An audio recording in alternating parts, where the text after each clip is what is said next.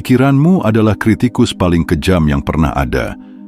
Di dalam kepala kita masing-masing ada suara yang bekerja siang dan malam tanpa henti, yang tugasnya seolah hanya satu, menunjukkan semua kekurangan kita. Suara itu bilang kamu kurang pintar, kurang menarik, kurang lucu, atau perkataanmu di rapat tadi terdengar bodoh.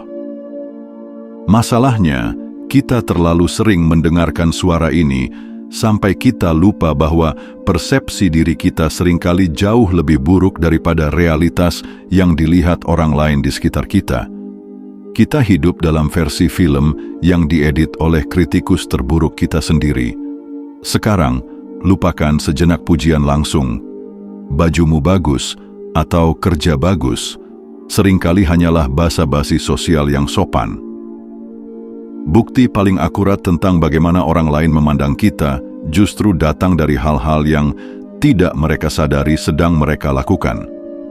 Tindakan-tindakan kecil, spontan, dan tidak terfilter inilah data mentah yang paling jujur. Ini adalah reaksi alam bawah sadar mereka terhadap kehadiranmu, sebuah cerminan tulus tentang perasaan mereka yang sesungguhnya. Tujuan video ini sederhana, memberikanmu sebuah cermin objektif. Ini bukan panduan untuk menjadi besar kepala atau narsis. Anggap saja ini sebagai kumpulan bukti logis untuk melawan suara negatif di dalam pikiranmu. Saat kritikus di kepalamu mulai berisik, kamu bisa menyodorkan data ini dan berkata, faktanya tidak begitu. Mari kita bedah satu persatu tanpa basa-basi. Pertama, bahasa tubuh mereka terbuka dan rileks di dekatmu. Lupakan analisis bahasa tubuh yang rumit. Cukup perhatikan hal-hal mendasar. Apakah orang di sekitarmu sering menyilangkan tangan saat bicara denganmu? Apakah bahu mereka tegang dan tubuh mereka menjauh? Atau sebaliknya, apakah bahu mereka rileks, tangan mereka terbuka, dan mereka sering tanpa sadar mencondongkan tubuh ke arahmu saat kamu bicara? Secara logis, bahasa tubuh adalah cerminan langsung dari kondisi emosional internal kita. Bahasa tubuh yang tertutup seperti menyilangkan tangan atau postur kaku adalah sinyal defensif atau ketidaknyamanan. Sebaliknya, bahasa tubuh yang terbuka dan rileks adalah tanda bahwa sistem saraf mereka sedang dalam mode aman dan nyaman. Mereka tidak merasa terancam atau perlu membangun benteng pertahanan di sekitarmu. Tentu saja ada variabel lain. Mungkin ruangan itu dingin, makanya mereka menyilangkan tangan. Atau mungkin mereka punya masalah punggung, makanya terlihat tegang bahunya. Kuncinya adalah konsistensi. Jika kamu perhatikan bahwa mayoritas orang di sekitarmu secara default menampilkan bahasa tubuh yang rileks saat berinteraksi denganmu, itu adalah data yang valid. Kesimpulannya, bahasa tubuh adalah siaran langsung dari alam bawah sadar seseorang. Jika orang-orang di sekitarmu secara konsisten terlihat rileks dan terbuka secara fisik, itu karena kehadiranmu secara mental membuat mereka merasa tenang dan tidak terancam. Kedua, mereka sering menawarkan bantuan kecil tanpa diminta. Kamu sedang kerepotan membawa banyak barang, dan seorang rekan langsung membukakan pintu. Kamu menyebut sedang pusing, dan temanmu tiba-tiba muncul membawakan teh hangat. Ini bukan bantuan besar yang heroik, melainkan serangkaian bantuan kecil, proaktif, dan seringkali tidak kamu minta. Logikanya, tindakan ini melampaui kesopanan biasa, karena menawarkan bantuan yang tidak diminta membutuhkan dua hal. Pertama, perhatian untuk menyadari bahwa kamu butuh bantuan. Kedua, kemauan untuk menginvestasikan energi demi meringankan bebanmu. Ini adalah bentuk kepedulian yang aktif, bukan pasif. Mereka tidak hanya berharap kamu baik-baik saja. Mereka secara aktif mengambil langkah kecil untuk memastikan kamu baik-baik saja. Penting untuk melihat polanya. Satu kali bantuan bisa jadi hanya kebetulan, tapi jika kamu dikelilingi oleh orang-orang yang secara konsisten menawarkan bantuan-bantuan kecil ini, itu adalah cerminan dari lingkungan yang peduli padamu. Mereka secara tulus berinvestasi dalam kesejahteraanmu. Intinya jelas, tindakan nyata selalu lebih berbobot daripada kata-kata. tawaran bantuan kecil yang konsisten dan tanpa diminta adalah bukti paling nyata bahwa orang-orang di sekitarmu tidak hanya menyukaimu, tapi juga secara tulus peduli padamu. Ketiga, orang secara spontan menceritakan rahasia mereka padamu.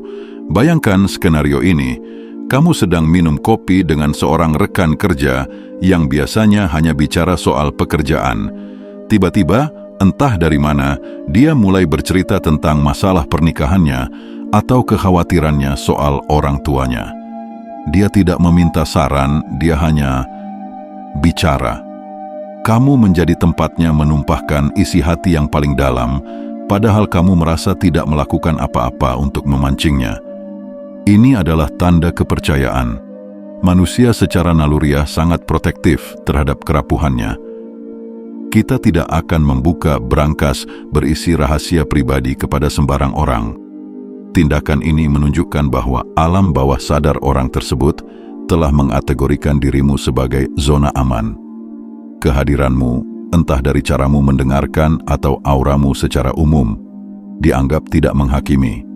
Mereka merasa aman untuk menjadi rentan di dekatmu. Tentu ada konteksnya. Penting untuk membedakan ini dengan orang yang memang karakternya oversharer alias ember bocor yang curhat ke semua orang yang ditemuinya. Tapi jika ini terjadi berulang kali dengan orang-orang yang berbeda, yang kamu tahu betul tidak sembarangan bicara, maka polanya jelas. Ini bukan tentang mereka, ini tentang efek yang kamu berikan pada mereka. Singkatnya, jika kamu sering menjadi tempat curhat rahasia orang lain, itu adalah salah satu bukti kuat bahwa kamu memancarkan aura keamanan yang membuat orang paling tertutup sekalipun merasa nyaman untuk membuka diri. Keempat, mereka memberimu senyuman yang sampai ke mata. Ada dua jenis senyuman di dunia ini. Pertama, senyuman sosial yang kita berikan ke kasir atau orang asing di lift, hanya tarikan otot bibir. Kedua, ada senyuman tulus yang sering disebut Duchenne smile. Ini adalah senyuman yang melibatkan seluruh wajah, terutama otot di sekitar mata yang ikut berkerut dan membuat mata terlihat tersenyum. Perhatikan saat kamu masuk ke sebuah ruangan atau bergabung dalam percakapan, jenis senyuman apa yang kamu dapatkan. Logikanya sederhana, senyuman sosial bisa dipalsukan, tapi senyuman Duchenne adalah reaksi spontan dan sulit direkayasa. Ini adalah respons neurologis yang jujur terhadap sesuatu atau seseorang yang memicu emosi positif. Saat seseorang memberimu senyuman tulus ini, otak mereka pada dasarnya sedang berkata, "Aku senang melihatmu." Ini adalah sinyal nonverbal yang sangat kuat tentang perasaan positif mereka terhadap kehadiranmu. Yang perlu diperhatikan adalah, jangan jadi paranoid dan menganalisis setiap senyuman yang kamu terima. Beberapa orang memang secara alami lebih ekspresif, namun yang perlu kamu lihat adalah polanya. Jika kamu secara konsisten menerima senyuman tulus ini dari berbagai orang di lingkunganmu, itu bukan kebetulan. Kehadiranmu secara genuin memicu kebahagiaan kecil di dalam diri mereka. Intinya, bibir bisa berbohong, tapi mata tidak. Senyuman yang mencapai mata adalah data visual yang tidak terfilter, yang menunjukkan bahwa kehadiranmu disambut dengan emosi positif yang tulus, bukan sekedar kesopanan formal. Kelima, namamu dibela saat kamu tidak ada di tempat. Tanda ini adalah salah satu yang paling kuat, karena terjadi saat kamu sama sekali tidak ada untuk melihatnya. Kamu mungkin mendengarnya dari pihak ketiga. Kemarin si A gosipin kamu, terus si B langsung pasang badan membela kamu loh. Atau tadi manajer mengkritik idemu, tapi si C langsung menjelaskan maksudmu dengan baik. Seseorang meluangkan waktu dan energi untuk membelamu di belakangmu. Logikanya sangat jelas, ini adalah tindakan loyalitas murni. Tidak ada keuntungan langsung bagi orang yang membelamu. Mereka tidak melakukannya untuk mendapat pujian darimu, karena kamu tidak ada di sana. Mereka melakukannya karena mereka benar-benar menyukaimu, menghargai reputasimu, atau setidaknya percaya pada keadilan. Tindakan ini menunjukkan bahwa nilai mereka selaras dengan perlindungan terhadap dirimu. Konteksnya krusial. Pastikan informasi ini datang dari sumber yang bisa dipercaya. Namun, jika kamu mendengar ini lebih dari sekali dari sumber yang berbeda tentang orang yang sama, atau bahkan dari orang yang berbeda-beda, ini adalah sinyal yang sangat positif. Ini menunjukkan bahwa kamu telah membangun sekutu sosial yang tulus dan loyal. Secara ringkas, pujian di depanmu itu menyenangkan, tapi pembelaan di belakangmu adalah bukti kesetiaan. Itu menunjukkan bahwa rasa hormat orang lain terhadapmu tidak bergantung pada kehadiranmu. Itu adalah sesuatu yang mereka pegang teguh bahkan saat kamu tidak ada. Keenam, mereka mengingat detail kecil yang pernah kamu sebutkan secara acak. Kamu pernah bilang sekali, 3 bulan lalu, bahwa kamu tidak suka paprika. Hari ini, saat memesan pizza bersama, temanmu berkata, "Kita pesan yang tanpa paprika ya, kan kamu nggak suka." Atau mereka ingat nama kucing masa kecilmu yang pernah kamu ceritakan sambil lalu. Detail-detail kecil dan sepele yang kamu sendiri mungkin sudah lupa. Logikanya, otak kita sangat efisien dalam membuang informasi yang tidak penting. Fakta bahwa seseorang menyimpan detail kecil tentangmu di dalam hard drive memori mereka menunjukkan bahwa informasi yang berkaitan denganmu diberi label penting oleh otak mereka. Ini adalah hasil dari active listening atau mendengarkan secara aktif yang hanya terjadi ketika kita benar-benar tertarik dan peduli pada lawan bicara. Tentu ada orang dengan daya ingat super, tapi seringkali ini bukanlah soal kapasitas memori, melainkan soal prioritas atensi. Orang tersebut benar-benar mendengarkan saat kamu bicara, bukan hanya menunggu giliran mereka untuk bicara. Mereka tidak hanya mendengar suara, tapi menyerap informasinya. Intinya, jika seseorang mengingat hal-hal kecil tentangmu, itu adalah bukti tak terbantahkan bahwa mereka memberikan perhatian penuh saat bersamamu.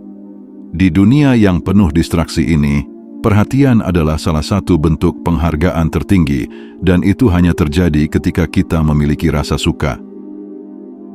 Ketujuh, kamu menjadi orang pertama yang dihubungi untuk kabar penting. Seseorang baru saja diterima kerja, dilamar, atau sebaliknya mendapat kabar buruk. Setelah pasangan atau keluarga inti, siapa orang berikutnya yang mereka hubungi? Jika namamu sering muncul di urutan teratas daftar itu, perhatikan baik-baik. Kamu bukan sekadar teman biasa. Kamu adalah pilar emosional. Saat mengalami lonjakan emosi yang kuat, baik positif maupun negatif, kita secara naluriah mencari jangkar emosional. Kita mencari orang yang kita yakini bisa ikut merasakan kebahagiaan kita atau membantu menstabilkan kita saat sedang terpuruk. Dipilih sebagai orang pertama berarti kamu dianggap sebagai regulator emosi yang paling handal dan terpercaya bagi mereka. Peringatannya, jangan bandingkan dirimu dengan kerabat atau keluarga mereka. Wajar jika mereka menjadi prioritas utama. Namun jika di antara teman-teman yang lain, kamulah yang sering mendapat telepon atau pesan pertama, itu adalah tanda yang signifikan. Ini menunjukkan bahwa hubungan kalian lebih dari sekedar teman nongkrong. Singkatnya, menjadi tujuan pertama untuk berbagi kabar besar, baik atau buruk, menunjukkan bahwa kamu menempati posisi istimewa di lanskap emosional seseorang. Mereka tidak hanya menyukaimu, mereka mengandalkanmu sebagai bagian penting dari hidup mereka. Kedelapan, mereka meminta pendapatmu dan benar-benar mempertimbangkannya. Perhatikan bedanya. Menurutmu bagaimana? Dengan "Aku benar-benar butuh pendapatmu soal ini, aku buntu." Ketika seseorang secara spesifik mencarimu untuk meminta masukan, entah soal masalah kerja, pilihan hidup, atau bahkan hal sepele seperti mau beli sepatu mana, dan kamu bisa melihat mereka benar-benar mendengarkan dan menimbang jawabanmu. Ini adalah tentang penghargaan terhadap kompetensi dan cara berpikirmu. Dengan meminta pendapatmu, mereka secara implisit mengakui, "Aku percaya pada penilaianmu." Jika mereka benar-benar mempertimbangkannya, bahkan jika akhirnya mereka tidak mengikuti saranmu, itu menunjukkan bahwa perspektifmu punya bobot di mata mereka. Mereka tidak hanya mencari validasi, tapi wawasan. Penting untuk membedakan ini dari orang yang sekadar ingin melimpahkan tanggung jawab pengambilan keputusan. Tanda yang valid adalah ketika mereka datang padamu untuk berdiskusi, bukan untuk meminta jawaban jadi. Mereka tertarik pada caramu berpikir, bukan hanya apa yang harus mereka lakukan.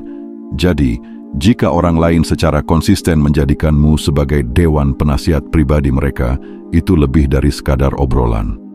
Itu adalah pengakuan tulus atas kecerdasan, kebijaksanaan, atau setidaknya perspektif unik yang kamu miliki. Mereka tidak hanya menyukaimu, mereka menghormati isi kepalamu.